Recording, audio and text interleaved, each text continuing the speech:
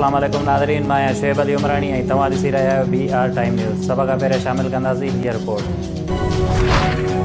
शहीदनि जे क़ुर्बानीनि जी तौहीन ऐं मज़ाक़ उॾाइण वारो सोशल मीडिया मुहिम ख़ौफ़नाक हो। वज़ीर आज़म शहबाज़ शरीफ़ जे हेलीकॉप्टर हादिसे खां पोइ सोशल मीडिया ते हलाइण वारी नफ़रत अंगेज़ मुहिम ते इज़हार अफ़सोस। हुन चयो पाण चाहींदड़ बयान उहो ई कंदा आहिनि। ख़ुदि पसंदी सियासी बयान नौजवाननि खे ज़हर आलूदा कंदी आहे। उहो लम्हो गहरी गौर फ़िक्र जो आहे त असीं कहिड़े तरफ़ वञी रहिया आहियूं।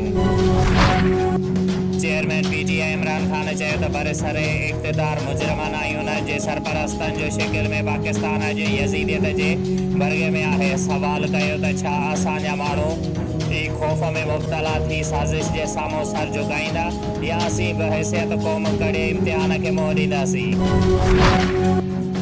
नवासे रसूल इमाम हुसैन रज़ी अल्लाह ताला अन्हु जे अज़ीम क़ुर्बानीअ जी यादि में मुख़्तलिफ़ शहरनि में 8 मुहर्रमुल हराम जा जलसा ऐं मजलिसूं। कराची ऐं लाहौर जे मरकज़ी जुलूस रवायती रस्तनि ते रवा दवा। पेशावर ऐं इस्लामाबाद में 8 मुहर्रमुल हराम जा जलसा मुक़रर रस्तनि तां थींदा। इख़्तिताम ते पहुता। शुएब अली उमराणीअ खे ॾींदा इजाज़त। वधीक ख़बरुनि ऐं अपडेट्स लाइ ॾिसंदा रहो BR टाइम न्यूज़।